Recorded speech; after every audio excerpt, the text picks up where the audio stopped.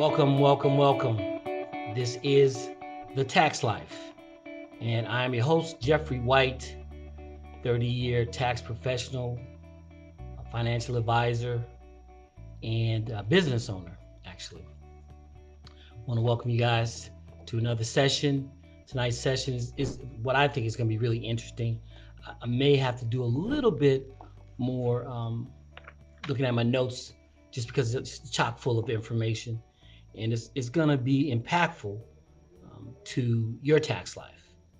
And so let's get started. Tonight's session is going to be, the topic is going to be uh, marginal rates and the difference between them and the effective rate or your effective tax rate, and why does it matter? Okay. And this topic is important because we're going to be dispelling some myths about the marginal tax rates, which are the rates that most people see on television and in published media. And then there is the effective tax rate, which is the actual rate that is paid when your taxable income is calculated, and then all the other deductions and credits and um, tax advantages and laws that have been utilized, that's your actual effective tax rate. So it's important that you know that, and we want to talk about that. Let me ask you a quick question. I'll throw this out there, but do you know what your tax rates are? Your marginal tax rate? What um, let's say what category are you in? What percentage? If you know that, leave me a comment in the comment section, and let's see if you're right. Okay, so like most people, you're gonna probably guess something like I'm in a 22% tax bracket, or I pay 24% taxes. And in most cases, taxpayers, um, they're incorrect. They're wrong. And the truth is, um, most people think when they think of their tax bracket, they think of their tax rates, and the truth is that your effective tax rate, which we're going to talk about later, is actually what you're actually paying. And the tax brackets are a guide to give you an example and provide you with a way to measure your taxes. But there are differences between the marginal tax rate and your effective tax rate, and that's what this lesson is going to be about tonight. So um, it's important to know the difference between those two things, because in a lot of cases you might be overestimating the taxes that you believe you're going to owe. You might be missing out on key strategies if you don't know the difference between the marginal tax rates and your effective tax rate. And then you might also be making poor financial decisions that are based on misinformation. And that's what we're going to talk about tonight. So I want you to stick around to the end of the session. And I believe that by the end of the session, you're going to have a lot more information and a lot more opportunities to take advantage. And now, when you know better, you'll have the opportunity to do better. Okay. So, what is the marginal tax rate versus the effective tax rate? Okay. Um, the marginal tax rate is what we see again when we see published information. Maybe it might be in a guide, it might be in some information that you receive from your financial advisor, but these are the rates that we see: the 10%, 12%, 22%, 24%, and so on. And these are the rates that are published, and they're a good starting point, but they're not the final point. So let's clear up how it actually works. A marginal tax rate, or the marginal tax brackets as we call them, are what your tax is going to be on the next uh, level of taxation, or the next level of income. And when we look at our tax system, it's a progressive tax system. So one of the things that we talked about in a previous session was how most taxpayers have the mistaken belief that as your income increases, all the total of that income moves up into the next bracket. And in that discussion, in that session, we talked about how that's not actually correct. So we're going to talk about that a little bit again. But we have a progressive tax system, and what that really means is that um, you have different tax brackets at different levels, and as your income increases, only the portion that's above that bracket or that dollar amount or that percentage, only that portion is taxed at the next available level or the next level. The example would be imagine a ladder, right? And ladder has different rungs on it. And the first step of the ladder or the first rung might be 10%, and then the next rung might be 12%, and then the rung above that might be 22%. And you can see how the different brackets or the different rungs in the ladder create a bracket. So what the misnomer is, or what the myth is about marginal tax rates, is that as your income increases, um, all of the income that you have in total goes to the next bracket. But that's not actually true. Let me give you an example. So we have a taxpayer that makes single taxpayer that makes $60,000 a year, right? And most people think, okay, that taxpayer is going to pay taxes on the whole 60,000 at maybe the 22% bracket. But the reality of it is that that's not the case. The example would be maybe the first 11,000 from 0 to 11,000 is going to be taxed at 10%. And then from 11,000 to maybe 44 and some change will be taxed at the next level or the next rate of 12%. And then the percent, the dollar amount from the 44,000 to the 60,000, only that portion would be taxed at the 22% rate. What most people believe is that the full 60,000 is taxed at 22%. So that is the main difference when we're talking about marginal tax rates. You only get taxed on the next dollar within the next margin or the next rung on the ladder. Okay, so when we talk about that, we want to help people alleviate certain fears when it comes to moving up or earning more income and believing that they're going to go into the next bracket on all their income. Um, let's talk about now the effective tax rate. The effective tax rate is a rate and a percentage that you're going to be taxed at once you have deductions and credits, and once it's determined what your taxable income is, then you're going to actually be taxed on that rate, and that actually is only a percentage of your total income. Okay, so your effective tax rate is what you actually only pay, but it's only a percentage of your total or your taxable income. And the effective tax rate is a more important number when it comes to planning your financial future or tax planning, because it tells you the actual percentage versus the stated percentage based on the marginal tax brackets or marginal tax rates that we see in published materials. So most cases, when you talk about the difference between the marginal tax rates or tax brackets and your effective tax rate, your effective tax rate is in most cases going to always be lower than the marginal tax rate. And that's, again, important to know, because when you're planning, you can actually have a more clear cut and defined idea of what your rates are going to be versus what you think they are. Okay. Let's go back to that same person. I'll give you another example that's making $60,000, right? And the first example we talked about, only a certain percentage of that is going to be taxed at the 10%, and then at the next margin it's going to be taxed at 12%, and then at the next margin 22%. And most people's mistaken belief is that that full 60,000 is going to be taxed at 22%. But if you took and did a calculation, that calculation on the 60,000 would be over $12,000 in taxes.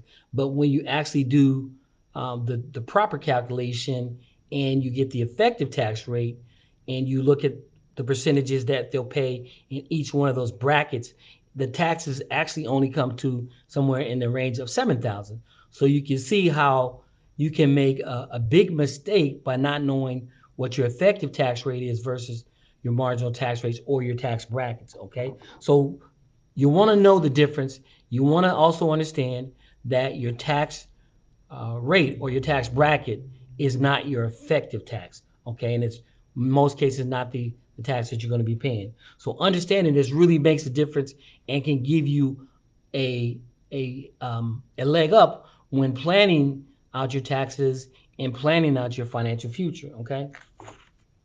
I want to talk about in each one of my sessions. I always like to talk about principles because principles don't change, and the principles that I speak about are principles that are um, applicable in many areas of your life, not just your tax life. And today's principle is called the law of growth and expansion. And this principle is important, and it's a fundamental principle in life and in business. And basically, what the law of growth and expansion states is that as uh, um, as growth happens, and it always comes with increase, then also responsibility and all the things that increase have involved in it have to be managed properly. Again, um, growth means increase, and then with increase becomes more. There's more responsibility, more accountability, and now you have to manage it better. Okay, and um, when we talk about this in the topic tonight, it's important because I sit in front of tax clients all year long. It's not just during what we call tax season. I sit in front of clients all year long, and I hear it time and time and time again. Well, hey, I'm first I congratulate people when they make a lot of money. I'm really excited and proud because you only have so many working years in your life, and if you're able to, and especially if you like what you're doing, then you should try and make as much money as you can. But I invariably I sit in front of people, clients, taxpayers, and they say things like, "Oh wow, I'm going to get a bonus at the end of the year." And they almost dread getting the bonus because of what they perceive the taxation is going to be, or they got a raise, or they're going to make some more money during that year, and they're almost afraid to make that money because of the taxation or the mistaken belief that they're going to be moved into the next tax bracket. And what I have to always explain to them is don't ever be afraid of making more money. Okay, that's about the principle we talked about of growth and expansion. The thing you need to be concerned with is now that you're making more money, or now that you're planning on making money, or you're planning on growing and expanding, what are you going to do to manage that growth, manage that expansion? Okay, what are you going to do even if you are being moved into the next tax bracket? What are you going to do to plan and mitigate the difference in the tax bracket? Okay, so in life, as you grow, you naturally step into next levels of responsibility. And what I find is that too many people in all their lives start to be concerned about what happens if I do grow, what happens if I do make more money, what happens when things change, and change is inevitable, and growth is inevitable. Okay, I want you to think about this in the sense of a business. And businesses are like people. We learn this in business school. And businesses are born, businesses grow and they mature, and then in some cases, businesses die. In some cases, businesses are transformed. In some cases, businesses are reincarnated, and they might be reincarnated as something different. But the idea and the belief about a business is that you want it to grow. So think about a business that may be making six figures a year in profit, and they want to scale and build that business to seven figures. They're not concerned with the fact that, okay, in order to grow, I have to probably have more expenses. What they are concerned with is how to use the money to uh, have those expenses, how to use that money and use it efficiently, what expenses to use and to expend on money on, and then what are they going to do with the profit and how to manage the profit and pay the least amount of taxes on that profit. But they're not concerned with the fear of growth and scaling the business to grow, mature, and to be able to expand. So I want to say don't avoid growth, Don't worry about getting that raise. Don't worry about receiving that bonus and being afraid of the next level of taxation or going to the next tax bracket. Okay, remember, you're not going to be taxed on the total amount at that new tax bracket. Only the marginal difference between the last tax bracket you were in and the amount of money that you're made on that bonus or on that raise. And I'll give you some more examples, but um, people that make money and love to grow and have abundance mentality, they're not concerned with what happens with the profit when I grow. And uh, I don't want to grow because I'm going to have to pay more taxes. They're concerned with, okay, once I do grow, how am I going to manage the growth? How am I going to manage the profit to continue to grow? And then how I'm going to manage my other costs involved, like taxes. Okay. It's not about avoiding higher income. It's about making sure that your income works for you and not against you. Okay. So now that we have an idea that we should not fear higher tax brackets, okay, and that's actually a myth. Let's look at some real strategies that will position you as a taxpayer for success. Okay, I want to dispel the myth of, well, I don't want to earn more money because it's going to be eaten up by taxes. Again, if you're in the proper mindset, you want to make as much money as you can, and you want to plan for those taxes and how to mitigate those taxes. So here are some strategies. Okay, like I said, a lot of people get raises and they get bonuses and they get extra income, and they're afraid that it pushes them into the higher bracket, right? And only the next portion will be pushed into the higher bracket. And you just have to manage that additional portion, but not be afraid of it. Okay. Um, I'll give you another example. Um, I sat with a client a few days ago, and we were sitting there, and I was going over her income and looking at her W-2s. I'm like, man, your income doubled year over year, right? And she said, yeah, I know I'm going to get killed by those taxes. And I said, you know what? And she said, um, yeah, she said at some point in time, I actually thought about um, not working as much overtime as I was working. And I said to her, I had to say, look, again, you only got so many working years, and if you like what you're doing and you're able to do and make as much money as you can, and it doesn't necessarily even have to be working in a job or working for an employer. It could be actually in your own business. Say, for instance, maybe myself in being in my business, my earning years are only going to be so many, and the idea of being in business is to make as much money as much as you can and as fast as you can, obviously legally and everything, and then just manage the expenses, and then the taxation of that income, and then use the excess to build and expand and grow even more. Okay. So the client that I was talking to the other day, she told me, yeah, I doubled my income, and I was really concerned about that. And I explained to her, okay, we looked at her tax brackets, right, and she had moved from 10% into 22%, and she's like, wow, I'm in the 22% tax bracket. And I said, yes, to a certain to a certain extent. So then I went into the conversation about, okay, this was the previous year. This was the tax bracket you were in this year. But here's the good news. Yes, you doubled your income, but not all of that income that was the difference between the money year over year is going to be taxed, or not the whole amount. It's going to be taxed at the higher tax bracket. And then I went to explain to her, okay, out of the difference or the additional income that you made because it doubled, only a certain percentage was going to be in the next tax bracket, and then only a certain percentage that was going to be in the top tax bracket that she was in. And you just should just sort of saw the relief on her face. And I explained to her, I was like, never be concerned about making too much money, okay? And remember, money is a tool.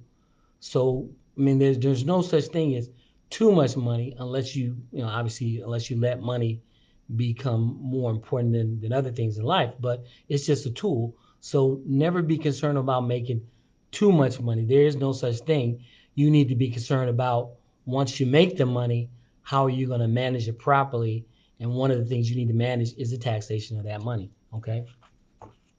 So I'm going to give you a couple of strategies, actually three strategies, that when you start to see, or when you have the maybe the concern or fear, or I shouldn't make more money, or I shouldn't get a raise, or I shouldn't work overtime. I hear that a lot, or get that bonus. Think about these things. Okay, the first strategy, you want to make sure that you use the tax brackets for smart planning, and you know where your income falls in each bracket that you in as you move up in brackets. Okay, and also remember that your total income is not taxed at the highest tax bracket, only the next margin. And you can make strategic moves as your income, or as the income that you make moves into the next bracket. Okay, like deferring income from one year to the next. That's a strategy that you can use and say, hey, look, I'm looking at my income. I'm about to move into the next bracket marginally with this extra money, maybe from a contract or a payment that's coming in. I'll hold off on taking that payment in that particular year and wait until the next year, and then I'm starting all over again at that lowest rung in that ladder, like we said before. Okay.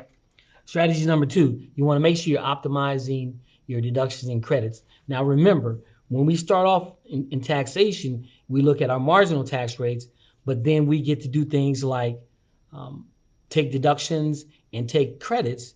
And those deductions, those credits, or if we're a business owner, which is really, really great, we get to write off expenses against that income. Those write offs, those deductions, those credits, those expenses now move our marginal published rates down to effective tax rates, because we're getting to lower our tax bill by those deductions, those credits, and those business expenses. So you want to make sure you're always itemizing your deductions and your credits. Okay. And tax planning, I mean, that's what it's all about. And it's not always about um, lowering your taxes, but it's also about being strategic and positioning yourself, your business, your income in such a way that you are always thinking, well, how is this money, this growth, this expansion going to affect my tax life? Okay. It's about positioning your income and your life, tax life, so that you stay in the lower brackets. Okay. Third strategy I want to talk about, you want to capitalize on lower cost investments or lower tax investments.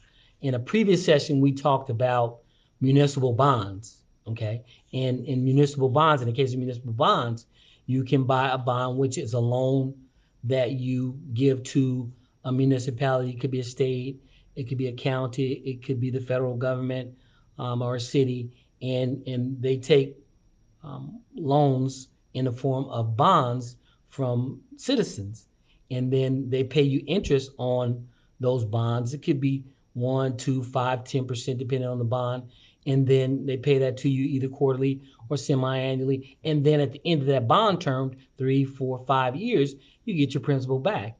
But the beautiful thing about a lot of those bonds and municipal bonds, your tax rate is zero, um, in a lot of cases on a federal level, and then also in some cases it's even zero on a state level. So if you've got additional money coming to you and you have an opportunity to take that money, especially if you're a business owner, this is one of the benefits of being a business owner.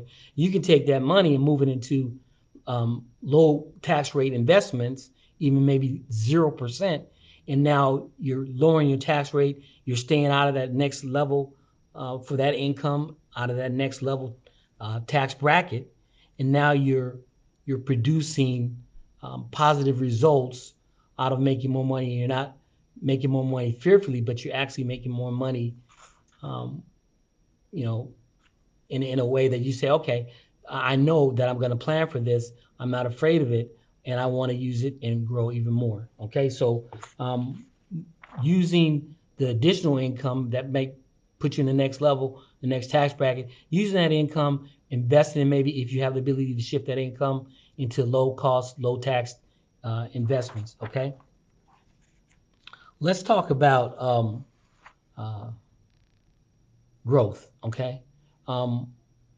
growth and expansion are nothing to be feared. Okay, in life, um, you want to grow, and in most cases, things grow naturally. And I believe in um, a theory of abundance, and it's about the mentality that you have, and you got to believe that growth and expansion is good as long as it's managed. Okay, in our progressive tax system, what it means is that you can actually use strategy and position yourself to um, take opportunity of that growth and to look at growth as a positive change, not necessarily a negative change. Okay, um, growth is natural. It's pure. It's in business and it's in life. And again, you can't be afraid of it. You shouldn't be afraid of it. If it's controlled, the growth is controlled.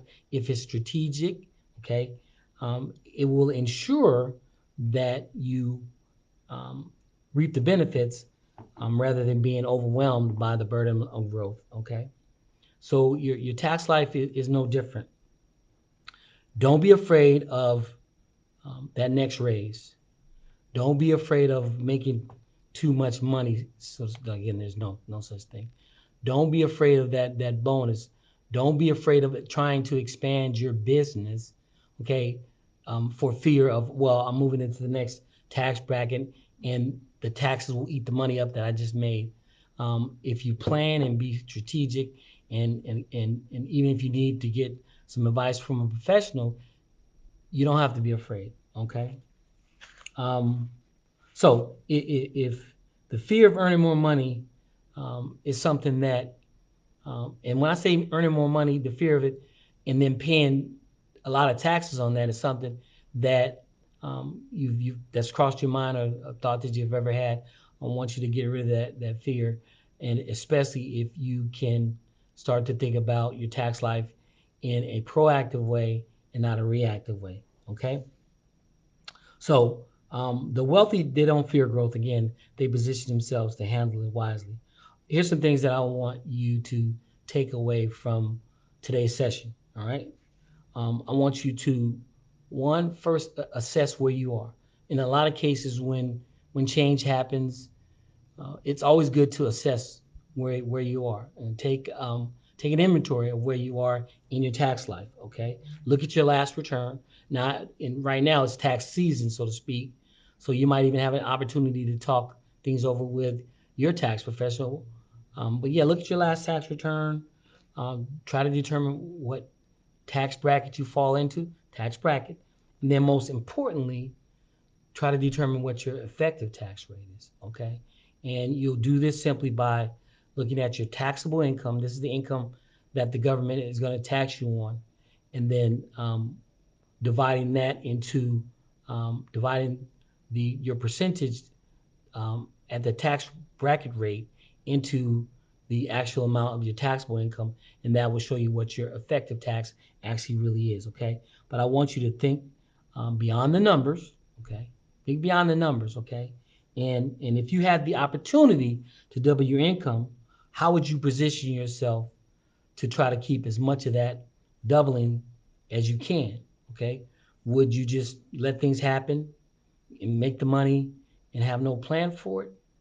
Or would you say, hey, if I can double my income, I'd maybe pay off some debt, or I give more to charity, or I maybe would buy an investment property or start the process of investing in low taxed investment income vehicles? But what would you do? Okay. Would you structure your income differently? Would you invest differently? Okay. And then finally, I want you to think about um, what it would look like to shift your tax perspective, your tax life from the traditional tax life that most taxpayers have, which is reactive. Okay, what would it look like in your tax life to go from a reactive position, a once a year kind of conversation that you have with whoever's doing your taxes, yourself or your tax professional? What it would look like to shift that reactive position, because if you're only doing your taxes, or if you're only thinking about it in one time a year, then your tax life is already moving at a disadvantage. But what it would look like to be more intentional and be more proactive in your tax life? Okay, what would you do differently? Um, would you seek the advice of a professional, or would you just want to learn more? Okay, but think about that. Think about, what would you do to shift your perspective. Also, look at maybe what tax mistakes you've made in the past and how you could possibly not make those same mistakes in the future. But yeah, what do we look like? What would it look like for you to be more proactive than reactive? Okay. I had a story that I wanted to relate. It happened to me maybe my third or fourth year in doing taxes, and I worked for H&R Block at the time. And this was how I actually found out what the difference between marginal tax rates were and effective tax rates. And it happened, to be honest with you, by accident when I was asked to teach the tax preparation class. I taught the basic tax class for H&R Block for my last 3 years there. I was there a total of 6 years. So in order to teach the class, um, I felt like, yeah, I need to be prepared, and I need to be prepared to answer questions. And in my study and getting ready for the course, which they had laid out pretty nice for you, um, I did a little bit of independent research, and I found the term effective tax rate. And I was like, wow, I never heard that in the 3 years I've been here. I never heard that before. And I did a little research into it, and I was like, wow. Okay, so these tax brackets we have, tax rates, aren't necessarily what the real tax is that we're going to pay. There's another level or a different equation that we have to use to get to the effective tax rate. So once I found that out, it was like I thought differently about taxes, and I would always have the ability to I don't know want to say calm people's nerves, but when they start talking about brackets and rates, and I'm going to go into this new tax bracket, I always felt really confident that I had the ability to calm them down, or to alleviate some of the stress they had about making more money and moving up, and actually give them good news that their effective tax rate is probably going to be lower than their marginal tax rate, and then also that they could do some things proactively to mitigate the taxes that they might pay on this extra income. So when I found that out, I was excited about knowing the difference between marginal tax rates and effective tax rates. And now that you know, I hope you're excited as well, and I hope you will be intentional in starting to plan and not be afraid of growth and expansion in your tax life or in your regular life. Okay. So I want to thank you for being on tonight's session. Appreciate everybody that's viewed and the questions that came up. I'm going to be answering those later on. I get questions throughout the week, and then a lot of times I start to put them into my data bank on how I should maybe make a session and talk about it. And soon I'll be taking these live sessions and moving them to, not moving them, but adding additional sessions through YouTube, and just to be able to provide some value to taxpayers out there. I got a lot of specific knowledge. I want to share it. I want to give it away before it's too late. And I appreciate anybody and everybody that listens to these sessions and supports me. So thank you so much. And as always, I like to finish up and ask you the question, what's your dream?